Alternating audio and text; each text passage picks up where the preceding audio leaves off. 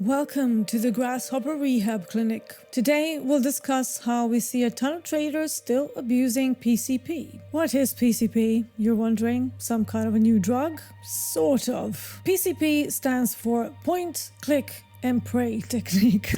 Sorry, I couldn't keep a straight face. But let me tell you, that is not how you become consistently profitable in this game. Shocking, I know, right? So let's get real for a moment. Upping your trading game and achieving better results is all about taking the existing information, analyzing the price, location, and context of that session, and then staying objective while you're in a trade. And guess what? There's a better way to do just that by using something like Market Profile TPOs. It's a professional tool that can help you make better, more objective trading decisions. Before we dive into the nitty-gritty, we've got some rituals to perform. Press the like button. Don't forget to subscribe to the channel, because here in our sanctified space, we bow down and worship at the feet of the almighty YouTube algorithm. Did you press the like button? If you did, all right, let's get down to business.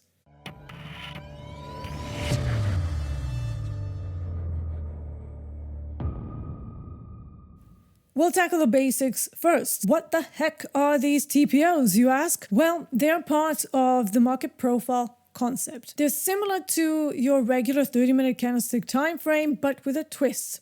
They're organized in a slightly different way, giving you a real-time perspective on the kind of auction that we're witnessing.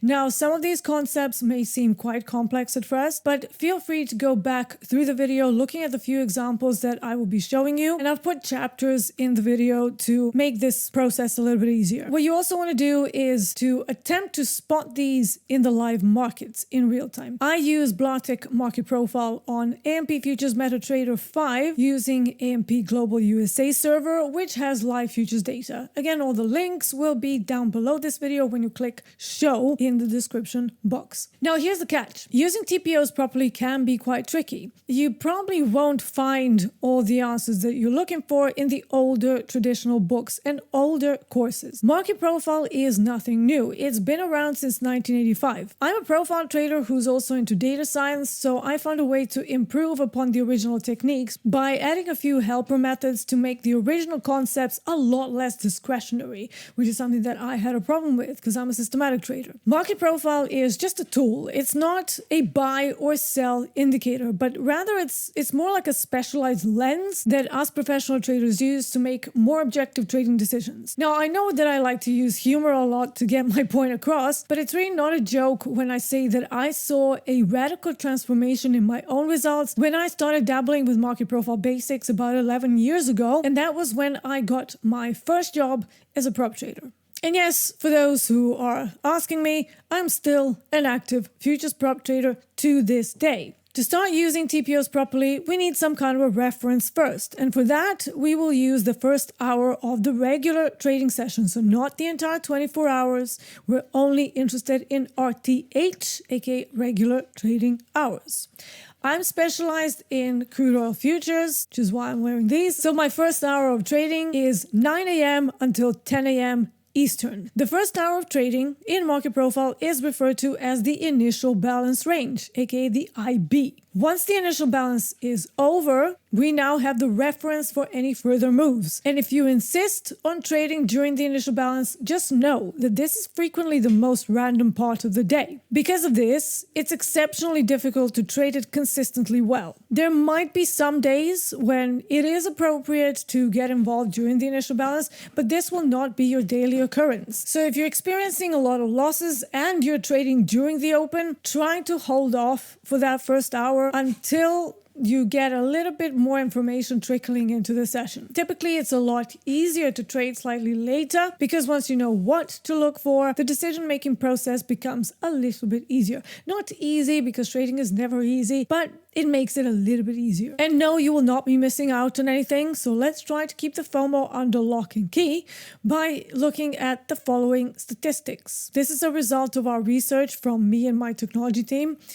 56% of all observable days in crude, S&P, Nasdaq and gold are range bound, with trending days occurring roughly about 30% of the time when we look at everyday moves over the last 5 to 8 years. The normal trading day, contrary to popular belief, is actually full of V-shaped reversals. Moves that just go up or just go down in a single direction without looking back, they are not the norm. So the first step would be to learn about the formations, aka day types, that can happen when the price goes outside of the initial balance range. We will be using the initial balance as a reference. If I was going to break it down, there are really 3 basic conditions. 1. The initial balance gets extended to one side only, which results in a one-sided move. Now, how far that move goes will be dependent on the context. The duration and size of the move is something that is an unknown. We don't know that,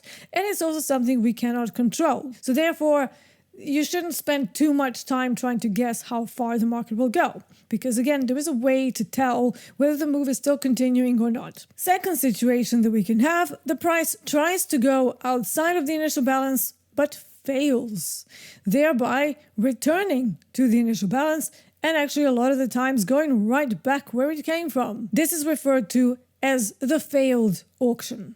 But not every return to the initial balance means a failed auction. There are other things to consider, such as the price velocity and time that it took for the price to rotate back through the initial balance range. The third situation, we can have price extending the initial balance to both sides, creating a neutral day and increasing the chances of a continued range-bound session. Here are a few more things to keep in mind. When you see a strong move outside of the initial balance, that is a confident, strong close of the 30-minute period. This will usually leave what we refer to as the single prints upon leaving the initial balance. When the next 30-minute candle period starts, if these directional single prints are still on the profile, just don't go against them. They can be a sign of a trending day. Fading this at that point immediately will be equivalent to standing in front of an oncoming train. So you really want to avoid being the bug on the windshield. I can imagine that most of us wouldn't enjoy getting our faces ripped off, which is exactly